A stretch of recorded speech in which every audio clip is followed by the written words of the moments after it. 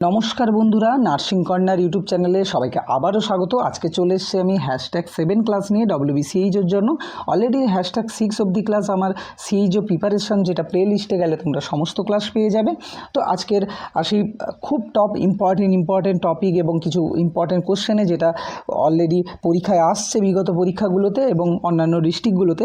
তো প্রথম কোশ্চেনে আসার আগে একটাই কথা বলবো বন্ধুরা, আমার যদি ভিডিওগুলো ভালো লাগে, ইনফরমেটিভ মনে হয়, তো অবশ্যই লাইক, কমেন্ট এবং সাবস্ক্রাইব করতে ভুলো না, যেটা আমাকে অনেক মোটিভেট করে বন্ধুরা। তো অবশ্যই লাইক করো এবং অবশ্যই সাবস্ক্রাইব করো, বন্ধুদেরকে শেয়ার করো। তো প্রথম কোশ্চেন কি বলছে বন্ধুরা, যে the most heat sensitive vaccine কোনটা? তো বন্ধুরা এটা দেখবে যে প্রায় জায়গাতে কোশ্চেনে আসছে যে হিট সেন্সিটিভ ভ্যাকসিন কোনটা, আবার অনেক জায়গায় আসছে যে হিট রেসিস্ট্যান্স ভ্যাকসিন কোনটা। তো এটা আমরা বিস্তরে আজকে জানবো। তো BCG, OPV নাকি হেপাটাইটিস বি নাকি TT? অবশ্যই OPV, ওরাল পোলিও ভ্যাকসিন, যেটা হচ্ছে হিট সেন্সিটিভ, যেটা হচ্ছে বেশি টেম্পারেচারে তাপে নষ্ট হয়ে যায়, সেটা হচ্ছে কোল্ড প্লেসে রাখতে হবে, তাই তো? সেটা হচ্ছে সবথেকে বেশি কোনটা? OPV। এবার যদি OPV না হয়ে অন্য কোনো অপশান থাকতো, তাহলে আমরা কোনটার দিকে যেতাম? তো সেটার জন্য আমরা একটা ছক দেখে নিই বন্ধুরা এবং একটু শিখে নিই এটা। তো বন্ধুরা একটা জিনিস মনে রাখতে হবে, যদি মনে রাখতে হয় যে আমি PhD ছিলাম, ওই मैं भी PhD था। তো আমিও PhD ছিলাম, ওই मैं भी PhD था। তো এইটা যদি মনে রাখতে পারি, তাহলে কিন্তু আমরা জেনে নেব যে কোনটা হিট বেশি সেন্সিটিভ আর কোনটা হিট রেসিস্ট্যান্স। তো বন্ধুরা এখানে আমি একটা ছক করি, ঘর করি। এই ঘরের মধ্যে বন্ধুরা এই যে ওই মানে হচ্ছে বন্ধুরা ওই মানে হচ্ছে OPV। তাহলে 1 নম্বরে কি চলে এলো? OPV। ওয়াই মানে কি? Yellow fever. 2 নম্বরে চলে গেল ম্যা মানে হচ্ছে মিজেলস চলে এলো। বি মানে হচ্ছে BCG। আই মানে হচ্ছে IPV। তারপরে কি? PhD থা, PH মানে হচ্ছে হেপাটাইটিস বি। আর ডি মানে হচ্ছে DPT। আর থা মানে হচ্ছে TT। তো বন্ধুরা এবার বোঝা গেল যে এটা কিন্তু সব থেকে 1 নম্বরে কি? ওতে এটা হচ্ছে মোস্ট। আমি যদি এইভাবে তীর চিহ্ন দিই, তাহলে বোঝা যাবে যে এটা মোস্ট হিট সেন্সিটিভ। মানে কি? এটা হচ্ছে হিট সহ্য করতে পারে না, সেন্সিটিভ। আর ওপরে TT কি? এটা সব থেকে বেশি হিট সহ্য করতে পারে, তাই এটা হিট রেসিস্ট্যান্স, তাই তো? কারণ আমরা স্মার্টফোন ইউজ করি বা স্মার্ট ওয়াচ, তখন আমরা ওয়াটার রেসিস্ট্যান্স ইউজ করি। কারণ কি? যেটা হচ্ছে আমাদের জলও কিছু করতে পারবে না, আমাদের ফোন খারাপ করতে পারবে না, তাই সেটাকে আমরা রেসিস্ট্যান্স বলি, ওয়াটার রেসিস্ট্যান্স। তো এখানে কি হচ্ছে? হিট রেসিস্ট্যান্স, মানে TT হচ্ছে হিট রেসিস্ট্যান্স সব থেকে বেশি। কেন? কারণ এটা হচ্ছে সব থেকে তাপমাত্রা বেশি সহ্য করতে পারে। আর OPV যে একদম তাপমাত্রা সহ্য করতে পারে না। তো বন্ধুরা হয়তো যদি অপশানে OPV না আসতো, এখানে আমরা তো 1 নম্বরে OPV চুজ করলাম, OPV না আসতো, তাহলে আমরা ইয়েলো ফিভারের দিকে যেতাম, কারণ এটা সেকেন্ড। থার্ড যদি ইয়েলো ফিভারও না থাকতো, তাহলে আমরা বেশিটা মিজেলস, ঠিক হতো, মিজেলসের দিকে যেতাম। এবার হিট রেসিস্ট্যান্স কোনটা? হিট রেসিস্ট্যান্স বেশি হিট সহ্য করতে পারে, যদি TT অপশানে না থাকতো, তাহলে আমরা DPTতে যেতাম। যদি DPT TT দুটোই অপশানে নেই, তাহলে আমরা হেপাটাইটিস বির দিকে যেতাম। তো অবশ্যই বোঝা গেল বন্ধুরা। তো আবার একই সেম কোশ্চেনে একটা কোশ্চেন চলে আসে বন্ধুরা, যে কোনটা ফ্রিজ সেন্সিটিভ। তো বন্ধুরা যেরকম এটা হিট সেন্সিটিভ, সেরকম যেটাই হিট রেসিস্ট্যান্স সেটাই কিন্তু ফ্রিজেন সেন্সিটিভ হবে। কেন ফ্রিজ সেন্সিটিভ? কারণ এটা কিন্তু বেশি ফ্রিজ সহ্য করতে পারে না। তো ফ্রিজ সেন্সিটিভ। আর ফ্রিজ রেসিস্ট্যান্স কি? সেটাও কিন্তু OPV যাবে, যদি কোশ্চেন এরকম ঘুরিয়ে আসে কখনো, তাই তো বন্ধুরা? তো এটা হচ্ছে বোঝা গেল তোমরা। আর ওই ম্যাবি PhDটা এটা মনে রাখলে আমরা কিন্তু হিট সেন্সিটিভ কোনটা আর হিট রেসিস্ট্যান্স কোনটা আমরা আর কখনো ভুলবো না। তারপরে আসি দ্বিতীয় কোশ্চেনে। দ্বিতীয় কোশ্চেন কী বলছে বন্ধুরা? আবার একটা ইমিউনোগ্লোবিন থেকে একটা ইম্পর্টেন্ট টপিক। তো which immunoglobulin cross the placenta? কোনটা প্লাসেন্টাকে ক্রস করে দেয়? IgA নাকি IgM নাকি IgG নাকি IgE? অবশ্যই IgG। এটাও একটা ইম্পর্টেন্ট কোশ্চেন। এখানে অপশান নাম্বার সি চলে যাবে সঠিক উত্তর। তো তারপরে আসি পরের কোশ্চেনে বন্ধুরা, আরেকটা ইমিউনোগ্লোবিন নিয়ে, যে ইমিউনোগ্লোবিন প্রেজেন্ট ইন কোলোস্ট্রাম মানে বেস্ট মিল্কের কোনটা? IgG নাকি IgM নাকি IgA নাকি IgD? অবশ্যই IgA বন্ধুরা। তো আইজিএ কোলোস্টাম। তো নিতে হবে এখানে আমাদেরকে আরেকটু জেনে নিতে হবে, কি জেনে নিতে হবে বন্ধুরা, যে ইমিউনোগ্লোবিলিন কোনটা সব থেকে বেশি ইম্পর্ট্যান্ট। বন্ধুরা আমাদের মনে রাখতে হবে গ্যামডি, GAMDE, গ্যামডি। তো যেমন হচ্ছে IgG, IgA, IgM, IgD আর IgE, এগুলো সবগুলোই ইম্পর্ট্যান্ট। তো মেন কোশ্চেন কোনগুলো আসে, IgG থেকে যেমন আসে যেটা হচ্ছে সিঙ্গেল ওয়ান, যেটা হচ্ছে ক্রস দ্য প্লাসেন্টা। আর IgA থেকে এক্ষুনি আমরা আলোচনা করলাম যেটা হচ্ছে ব্রেস্ট মিল্কে প্রেজেন্ট থাকে, তাই তো, ব্রেস্ট মিল্কে প্রেজেন্ট থাকে বা কোলোস্ট্রামে প্রেজেন্ট থাকে। তো তারপরে কি আসে বন্ধুরা, IgM কি বন্ধুরা, এটা হচ্ছে ফার্স্ট অ্যাপিয়ার, যেটা হচ্ছে আফটার ইনফেকশানের পরে যেটা প্রথম অ্যাপিয়ার হয় সেটা কিন্তু IgM। তো আফটার ইনফেকশানের পর। আচ্ছা, আর কি জানতে হবে, IgD কি জানতে হবে বন্ধুরা, এটা হচ্ছে সারফেস ডিপেন্ডেন্ট, সারফেস ডিপেন্ডেন্ট। আর IgE কি বন্ধুরা জানতে হবে, এটা হচ্ছে অ্যালার্জি কন্ডিশনের ক্ষেত্রে কিন্তু এটা হেল্প করে। তো এই ছিল GAMDE। তো এগুলো থেকে মেন কিন্তু কোশ্চেন আসে। তো আমরা এখানে 3 নম্বর কোশ্চেনে কোলোস্ট্রাম IgA চলে গেলাম। এবার 4 নম্বর কোশ্চেন কি বলছে বন্ধুরা, 4 নম্বর কোশ্চেন বলছে the most important skill in therapeutic communication is speaking loudly, written clearly, active listening. তো বন্ধুরা, তো থেরাপিউটিক কমিউনিকেশান থেকে কোশ্চেন নিয়ে আসার অর্থ কি, কমিউনিকেশান একটা ইম্পর্টেন্ট রোল প্লে করছে এখন বর্তমান WBCHOর ক্ষেত্রে কিন্তু, কারণ কমিউনিকেশান থেকে প্রায় জায়গা থেকে কিন্তু আসছে। তো ভার্বাল কমিউনিকেশান কি, নন ভার্বাল কমিউনিকেশান কি, সেন্ডার, ফিডব্যাক, এগুলো কিন্তু আমাদের কমিউনিকেশান যেটা হচ্ছে স্টার মার্ক দিয়ে দিলাম, এটা কিন্তু জানতে হবে। তো এখানে কি সঠিক উত্তর চলে যাবে অ্যাক্টিভ লিসেনিং, সি হচ্ছে সঠিক উত্তর। তারপরে আসি পরের কোশ্চেন নাম্বার 5। কোশ্চেন নাম্বার 5 কি বলছে বন্ধুরা, যে স্মল পক্স কবে ইরাডিকেট হয়েছিল গ্লোবালি। তো স্মল পক্স এবার গ্লোবালি বলেছে, এটা এবার ইন্ডিয়ার ক্ষেত্রে কী হবে আর গ্লোবালির ক্ষেত্রে কী হবে। এখানে 1975, 1977, 1980, 1985, অবশ্যই সঠিক উত্তর চলে যাবে 1980, কারণ যেহেতু গ্লোবালি বলেছে বন্ধুরা। তো এখানে একটু লিখে দিই, যদি ইন্ডিয়া থাকে আর এখানে যদি ওয়ার্ল্ড থাকে, ইন্ডিয়ার ক্ষেত্রে কবে বন্ধুরা লাস্ট কেস দেখা যায় 1975 সালে। আর ইরাডিকেট কবে হয়েছিল যদি কোশ্চেন আসে, তাহলে কিন্তু 1977 সালে। আর ওয়ার্ল্ডের যদি বলে লাস্ট কেস কবে দেখা গেছিলো, তাহলে কিন্তু 1977 সালে। আর যদি বলে ওয়ার্ল্ডের ইরাডিকেট, সেটা তো আমরা এক্ষুনি জানলাম 1980 সালে। তো এই 4টে সালই ইম্পর্টেন্ট, এবং এই 4টে সাল কিন্তু আমাদের ভুল হয়ে যায় বারবার বেশি করে। তো এটা ইন্ডিয়ার ক্ষেত্রে, এটা ওয়ার্ল্ডের ক্ষেত্রে, এটা আমাদের জানতে হবে। তারপরে আসি পরের question number 6, disease transmitted from animal two human. Animal থেকে কিন্তু হিউম্যানে ছড়াচ্ছে, তাকে কি বলবো। তো যেমন এটা যদি উদাহরণ ধরি, তাহলে কিন্তু র্যাবিস, যেটা হচ্ছে এনিম্যাল থেকে কিন্তু হিউম্যানে ছড়ায়, তাকে কি বলবো, ভেক্টর বোর্ন ডিজিজ কখনোই না। অপরচুনিস্টিক ইনফেকশন না, নোসোকোমিয়াল ইনফেকশন, তো এটা হসপিটাল অ্যাকোয়ার্ড ইনফেকশন, এটা তো না। তো অবশ্যই কিন্তু জুনোসিস হচ্ছে অপশান নাম্বার বি সঠিক উত্তর। এখানে আর একটা কোশ্চেন আছে সেম টু সেম, যে জুনোসিসের জায়গায় একটা আছে এন্থ্রোপোনোসিস। অনেক সময় কোশ্চেনে আসে যে অ্যানথ্রোপোনোসিস কাকে বলে,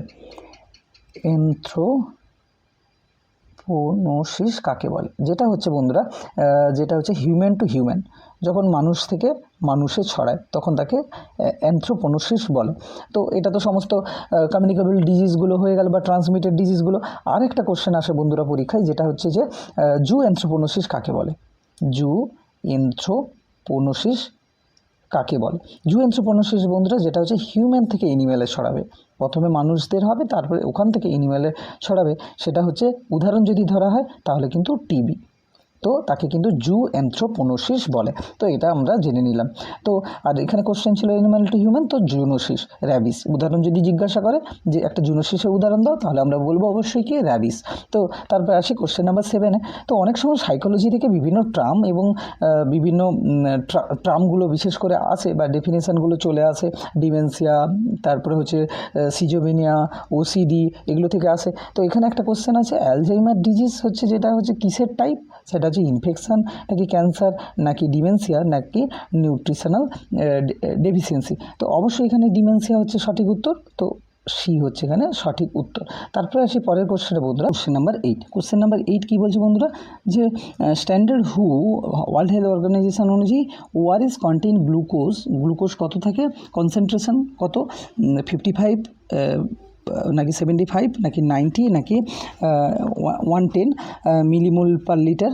তো অবশ্যই এখানে সঠিক উত্তর চলে যাবে 75। কেন বন্ধুরা, অনেক সময় কোশ্চেন আসে যে ওআরএস কিন্তু একটা ইম্পর্টেন্ট টপিক, এমন কোনো এক্সাম নেই যেটা হচ্ছে ভাইভাতে হোক কিংবা এক্সামে হোক জিজ্ঞাসা করছে না। যেমন হচ্ছে যদি NaCl থাকে কত থাকবে বন্ধুরা, 2.6 গ্রাম। যদি KCl কত থাকে বলে তাহলে 1.5 গ্রাম। যদি ট্রাইসোডিয়াম সাইট্রেট কত থাকে যদি বলে,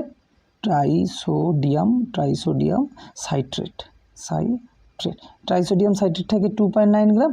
আর গ্লুকোজ থাকে কত, 13.5 গ্রাম। তো এটা কিন্তু আমাদের ওআরএসের মধ্যে প্রেজেন্ট থাকে, তাই তো। টোটাল কত থাকে, টোটাল 20.5 গ্রাম, মানে কোথাও 21ও আমরা ধরি, 21 গ্রাম পার 1 লিটারে, তাই তো। তারপর এখানে কিন্তু কোশ্চেন ছিল যে অসমোলারিটির উপরে কোশ্চেন, তাহলে সেখানে কত কি থাকে, টোটাল কিন্তু 245 থাকে। 245-এর মধ্যে গ্লুকোজ কত থাকে বন্ধুরা, এক্ষুনি আমরা জানলাম 75। যদি বলে সোডিয়াম কত থাকে, সোডিয়াম থাকে কিন্তু 75। যদি বলতো ক্লোরাইড কত থাকে তাহলে কিন্তু আমরা বলতাম 65। আর যদি বলতো পটাশিয়াম কত থাকে তাহলে আমরা বলতাম 20, আর সাইট্রেট থাকলে 10। টোটাল হচ্ছে 245। এবার অনেক সময় কোশ্চেন থাকে টোটাল কত 245, আর অনেক সময় থাকে যে চিলড্রেনের জন্য কত, অনেক সময় কোশ্চেন থাকে যে চিলড্রেনের কত জন্য কোয়ান্টিটি ওআরএস হচ্ছে চিলড্রেনের জন্য থাকে 4.2 গ্রাম। আর যদি ওয়াটারে থাকে তাহলে হবে কত জলে আমরা মিশিয়ে দেব, তাহলে কিন্তু আমরা বলবো 200 ml ওয়াটারে। ওকে বন্ধুরা, তো এটা গেল ওআরএস থেকে বেশ কিছু ছোট তথ্য। তো আমরা এখানে তাহলে ওআরএসে গ্লুকোজ কত থাকে, 75 মিলিমোল পার লিটার। তো তারপরে আসি পরের কোশ্চেনে, কোশ্চেন নাম্বার 9। কোশ্চেন নাম্বার 9 বন্ধুরা কী বলছে, আবার একটা ওআরএস থেকে, কারণ ওআরএস বললাম যে খুব ইম্পর্টেন্ট টপিক। মেইনলি কী ওয়ার্ক করে, যে কিল ব্যাকটেরিয়া নাকি রিডিউস ভমিটিং নাকি সোডিয়াম গ্লুকোজ ট্রান্সপোর্ট মেকানিজম নাকি ইনক্রিজিং পটাশিয়াম লেভেল। তো অবশ্যই এখানে সঠিক উত্তর চলে যাবে option number C, sodium glucose transport mechanism. তো এখানে সি হচ্ছে সঠিক উত্তর। তারপরে আসি পরের কোশ্চেন আবার ঘুরিয়েও আসতে পারে, বাট ওআরএস একটা ইম্পর্ট্যান্ট টপিক। তারপরে আসি পরের কোশ্চেন নাম্বার 10। কোশ্চেন নাম্বার 10 কী বলছে বন্ধুরা, যে the moon and fatty liver যে ফিচার্স কোথায় দেখা যায়, তো মুন লাইক ফেস, যখনই মুন লাইক ফেস থাকবে তখন আমরা কোথায় ইন্ডিকেট করব, ম্যারাজমাসে নাকি কোয়াসিয়াকর নাকি স্কারভি নাকি পেলেগ্রা, অবশ্যই কোয়াসিকর। তো বি, অপশন নাম্বার বি হচ্ছে এখানে সঠিক উত্তর, কারণ এটা হচ্ছে প্রোটিন ডেফিসিয়েন্সির ফলে হয়। তো সেম হচ্ছে আরেকটা কোশ্চেন বন্ধুরা, সেম কোশ্চেন এরকমই, যে ওল্ড ম্যান ফেস, একটা হচ্ছে মুন লাইক ফেস, আরেকটা আসে কোশ্চেনে যে ওল্ড ম্যান ফেস কোথায় অ্যাপিয়ার্স হয় বা কোথায় দেখা যায়, সেটা অপশান নাম্বার ইয়ে, কোয়াসিয়াকর নাকি ম্যারাজমাস নাকি রিকেট নাকি গয়টার। তো অবশ্যই এখানে সঠিক উত্তর চলে যাবে অপশান নাম্বার বি, ম্যারাজমাসে কী হয় বন্ধুরা, ক্যালোরি ডেফিসিয়েন্সির ফলে কিন্তু ম্যারাজমাস দেখা যায়। তো তারপরে আসে ওল্ড ম্যান ফেস আর হচ্ছে মুনলাইট ফেস, এটা একটা ইম্পর্টেন্ট কোশ্চেন।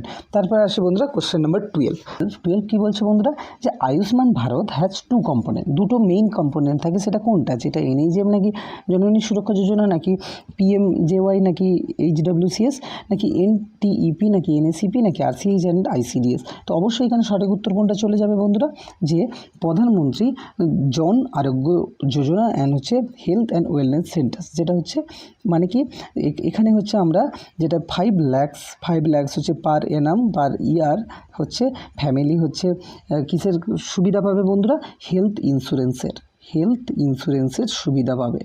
আর হেলথ ওয়েলনেস সেন্টার কী হয়েছিল বন্ধুরা, যে সাব সেন্টারগুলোকে আপগ্রেড করা হয়েছিল এবং PECগুলোকে কিন্তু আপগ্রেড করা হয়েছিল কত সালে, যদি বলে আয়ুষ্মান ভারত 2018 সালে। তো এটাও জেনে রাখার বিষয়। তো দুটো মেইন কম্পোনেন্ট আমরা জেনে নিলাম। এরপরে আসি পরের কোশ্চেন নাম্বার 13 কী বলছে বন্ধুরা, 13 বলছে 13 বলছে যে রাষ্ট্রীয় বাল স্বাস্থ্য কার্যক্রম RBSকে কভারেজ চিলড্রেন এজ কত অবধি, চিলড্রেন অবধি 0 to 5 year, 0 to 18 year, 5 to 15 years, 10 to 19 ইয়ার। তো অবশ্যই সঠিক উত্তর কোনটা চলে যাবে বন্ধুরা, 0 to 18 ইয়ার। অপশান নাম্বার এখানে বি হচ্ছে সঠিক উত্তর। তো তারপরে আসি পরের কোশ্চেন নাম্বার 14। তো বন্ধুরা প্রচুর জায়গায় সিএইচওর এক্সামে যেগুলো ইন্টারভিউ হচ্ছে সেখানে একটা কোশ্চেন প্রায়শই আসছে যে সিএইচওর কাজ কী। তো এটা কিন্তু আমাদের মেইন রোল, যেটা আমাদের জানা উচিত যেহেতু আমরা এটার জন্য পড়ছি। যেটা হচ্ছে টার্সিয়ারি কেয়ার নাকি community base screening and follow up নাকি সার্জারি নাকি আইসিইউ কেয়ার। তো আইসিইউ কেয়ার তো হবে না আমরা জানি, আর সিএইচও মনে হচ্ছে সার্জারি হবে না। তো তাহলে কি কোনটা সঠিক উত্তর চলে যাবে, অপশান নাম্বার বি, যেটা হচ্ছে community based screening and follow up. তো বি হচ্ছে এখানে সঠিক উত্তর। এবং আমরা ইন্টারভিউ ক্লাসে এটা সিএইচওর রুল সম্বন্ধে বিস্তর আলোচনা করেছি, তাই এই ভিডিওতে আর বেশি আলোচনা করব না। তারপরে আসি পরের question number 15। Maximum amount of amniotic fluid seen at, maximum কখন অ্যামনিওটিক ফ্লুইড দেখা যায়, সেটা হচ্ছে 20 উইকে নাকি 28 to 32 উইকে নাকি 36 উইকে নাকি 40 উইকে। তো অবশ্যই কিন্তু 36 উইকে, অপশান নাম্বার সি এখানে চলে যাবে বেশি সঠিক উত্তর। তো বন্ধুরা এখানে অ্যামনিওটিক ফ্লুইড নিয়ে আমরা অল্প বিস্তর জেনে নিই, কারণ অ্যামনিওটিক ফ্লুইড একটা খুবই একটা ইম্পর্ট্যান্ট টপিক এবং বিভিন্ন পরীক্ষায় কিন্তু প্রায়শই আসে। তো অ্যামনিওটিক ফ্লুইড বন্ধুরা কি, তো অ্যামনিওটিক ফ্লুইড এটা একটা অ্যালকালিন গ্রুপের হয়, তাই তো অ্যালকালাইন গ্রুপের হয়। এবং এটা 12 উইকে কত থাকে বন্ধুরা, 12 উইকে ম্যাক্সিমাম থাকে 15 ml, 50 ml। আর 16 উইকে কত থাকে বন্ধুরা, 16 উইকে থাকে 100 ml। 20 উইকে কত থাকে বন্ধুরা, 20 উইকে থাকে 400 ml।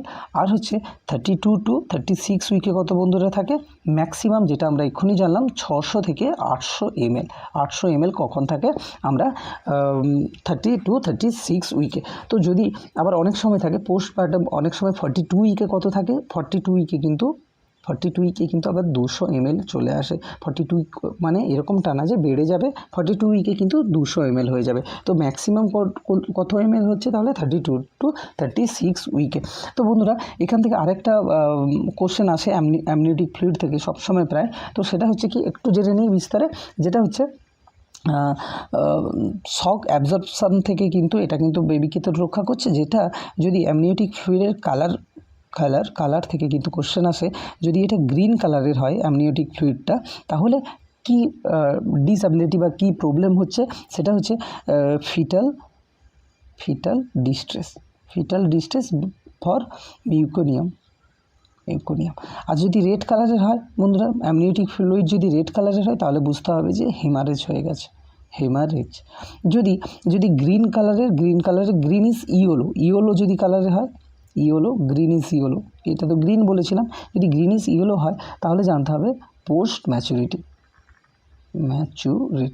আর যদি গোল্ডেন কালারের তাহলে কি হবে বন্ধুরা, RH ইনকমপ্লিট। তো এটা কিছু কালার থেকে যদি প্রবলেম হয় তাহলে কি হয় বা কোন উইকে কতটা হয় আমরা অ্যামনিওটিক ফ্লুইড জেনে নিলাম, কারণ অ্যামনিওটিক ফ্লুইড একটা ইম্পর্টেন্ট টপিক। তারপরে আসি পরের কোশ্চেন নাম্বার 16 কি বলছে বন্ধুরা, যে the remove temporary hardness of water which method use. তো বন্ধুরা জানো যে ওয়াটার পিউরিফিকেশান একটা কত বড় ইম্পর্টেন্ট টপিক, একটা কমিউনিটি বেসের জন্য, একটা কমিউনিটি অফিসার হওয়ার জন্য এটা কতটা জানানো জরুরি। তো কিন্তু অনেক ডিস্ট্রিক্টে এই হার্ডনেস ওয়াটার বা পিউরিফিকেশানের উপরে ভেক্টরবোর্ন ডিজিজের উপরে কোশ্চেন আসছে। এগুলো কিন্তু বেশি করে জানতে হবে। তারপরে আসি, তো এখানে কি উত্তর, কোনটা সঠিক উত্তর চলে যাবে, to remove temporary hardness water. এটা হচ্ছে যে রিভার্স অসমোসিস নাকি ফিল্ট্রেশন নাকি বয়েলিং নাকি ক্লোরিনেশন। তো অবশ্যই সঠিক উত্তর কোনটা চলে যাবে বন্ধুরা, টু বয়েলিং হচ্ছে সবথেকে বেশি সঠিক উত্তর। অপশান নাম্বার সি হচ্ছে এখানে সঠিক উত্তর। তারপরে আসে কোশ্চেন নাম্বার 17 কি বলছে বন্ধুরা, 17 বলছে যে কোশ্চেন নাম্বার 17 কি বলছে বন্ধুরা, the hardness of water can be remove by adding chlorine, aluminium, এটা অ্যালুমিনিয়াম, ক্লোরিন নাকি ওয়াশিং সোডা নাকি ব্লিচিং পাউডার। তো অবশ্যই কিন্তু এখানে সঠিক উত্তর চলে যাবে option number C, washing soda বা সোডিয়াম কার্বনেট, যেটা হচ্ছে water can remove by adding, এটা অ্যাড করে কিন্তু হার্ডনেসটাকে ওয়াটারকে করা যায়। তো তারপরে আসি পরের কোশ্চেনে, যে পরের কোশ্চেন নাম্বার 18 কী বলছে যে বন্ধুরা রিসার্চ থেকে একটা কোশ্চেন, যে research designs means, research designs মানে কি, যে data analysis plan, framework for the conducting study, sample method নাকি টুল প্রিপারেশন। তো অবশ্যই কিন্তু সঠিক উত্তর চলে যাবে ফ্রেমওয়ার্ক ফর কন্ডাক্টিং স্টাডি। তো বন্ধুরা ফ্রেমওয়ার্ক ফর কন্ডাক্টিং স্টাডি, তো রিসার্চ ডিজাইন মানে কি, যেখানে হচ্ছে ওভারঅল প্ল্যান একটা থাকবে, তাই তো। তো সেটাই তো রিসার্চ ডিজাইন। তো যেখানে কীভাবে প্ল্যান করব, কীভাবে স্ট্র্যাটেজি করব, হাউ টু কালেক্ট ডাটা কীভাবে কালেক্ট করব, হোয়ার টু কালেক্ট, কোথা থেকে কালেক্ট করতে হবে। তো এগুলো কিন্তু সমস্ত কিছু রিসার্চ ডিজাইনের মধ্যে আসে। এবং তার মধ্যে আরও একটা জিনিস আছে, সেটা কি, সেটা পরের কোশ্চেনে জানবো, যে in research blueprint refers to, blueprint কী রেফার্স করে, স্যাম্পলিং মেথড নাকি রিসার্চ ডিজাইন নাকি ডেটা অ্যানালাইসিস নাকি হাইপোথেসিস। তো অবশ্যই এখানে কিন্তু রিসার্চ ডিজাইন। তো তাহলে কি হলো বন্ধুরা, ব্লু প্রিন্টটা কিন্তু রিসার্চ ডিজাইনের মধ্যেই আসে। তো ব্লু প্রিন্ট কি, ব্লু প্রিন্ট হচ্ছে যেখানে হচ্ছে ডিটেইলস প্ল্যান, যেখানে ফুল প্ল্যান থাকে তাকেই কিন্তু আমরা ব্লু প্রিন্ট বলি। যেমন টিচিং প্রফেশনে টিচিং করার আগে একটা লেসন প্ল্যান করা, সেটাই কিন্তু একটা ব্লু প্রিন্ট হিসেবে প্রেজেন্ট হচ্ছে, বা ব্লু প্রিন্ট ইকুয়াল টু আমরা কিন্তু রিসার্চ ডিজাইনও বলতে পারি। তো তারপরে আসি পরের কোশ্চেনে। পরের কোশ্চেন বলছে কোশ্চেন নাম্বার 20, যে ফিয়ার অফ হাইট। আবার একটা সাইকোলজি থেকে একটা ইম্পর্টেন্ট কোশ্চেন, যে fear of height is known as. তো বন্ধুরা, তো আমরা সবাই জানি ইররেশনাল ফিয়ার কিন্তু বলছে ফোবিয়া। তো ফোবিয়া আমরা জানি, তো ফোবিয়া, তো আমরা সবাই অল্প বিস্তর সবার কিছু না কিছু ফোবিয়া আছে। তো সেগুলোর মধ্যে বিশেষ করে ইম্পর্টেন্ট কোনটা, যেটা এখানে বলেছে যে ফিয়ার অফ হাইটস থেকে কোনটা, নিক্টোফোবিয়া নাকি অ্যাক্রোফোবিয়া নাকি জিনোফোবিয়া নাকি জুফোবিয়া। অবশ্যই কিন্তু অ্যাক্রোফোবিয়া অপশন নাম্বার বি হচ্ছে এখানে সঠিক উত্তর। কিন্তু যদি নিক্টোফোবিয়া থাকতো তাহলে কিন্তু নাইট বা ডার্কনেস থেকে ভয় পাওয়াকে ইররেশনাল ফিয়ার, তো সেটাকে কিন্তু বলবে অ্যাক্টোফোবিয়া। আর হাইট থেকে ভয় পেলে, অনেক উঁচু তালা থেকে নিচের দিকে তাকালে অনেকেরই ভয় লাগে, তাকে বলে অ্যাক্রোফোবিয়া। আর জিনোফোবিয়া কি বন্ধুরা, জিনোফোবিয়া হচ্ছে যে স্ট্রেঞ্জার মানুষকে বা বাইরের বিদেশি কাউকে দেখলে, তো ফরেন কাউকে দেখলে ভয় পাওয়াটাকে বলছে জিনোফোবিয়া। আর একটা জুফোবিয়া, মানে আমরা জানি এনিম্যালকে দেখে ভয় পাওয়াটাকেই বলা হয় যে জুফোবিয়া। তো বন্ধুরা আরও একটা ফোবিয়া আমরা জেনে নিই, যেটা পয়েন্ট অফ ভিউ এক্সামে আসে। তো সেটা কি বন্ধুরা আসে, একটা হচ্ছে ক্লাস্টোফোবিয়া কি বন্ধুরা, ক্লাস্টোফোবিয়া হচ্ছে ক্লোজ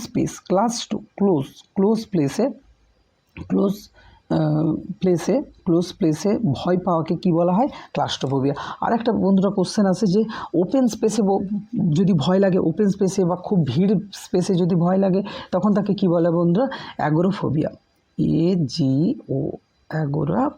অ্যাগোরাফোবিয়া। তাহলে ওপেন এবং যেটা হচ্ছে ওপেন স্পেস। তো এই বন্ধুরা কিছু ছিল ইম্পর্টেন্ট ফোবিয়া।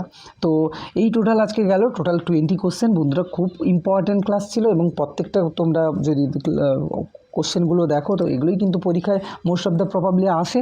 তো বন্ধুরা আমার ভিডিও যদি ইনফরমেটিভ মনে হয় অবশ্যই কিন্তু লাইক করতে ভুলো না। আর পুরো ভিডিওটা দেখার জন্য থ্যাংক ইউ সো মাচ। তো বন্ধুদেরকে অবশ্যই রেফার করো, অবশ্যই কিন্তু সাবস্ক্রাইব করে নার্সিং কর্নারের পাশে থেকো। তো টাটা বন্ধুরা, দেখা হবে #8 ক্লাসে।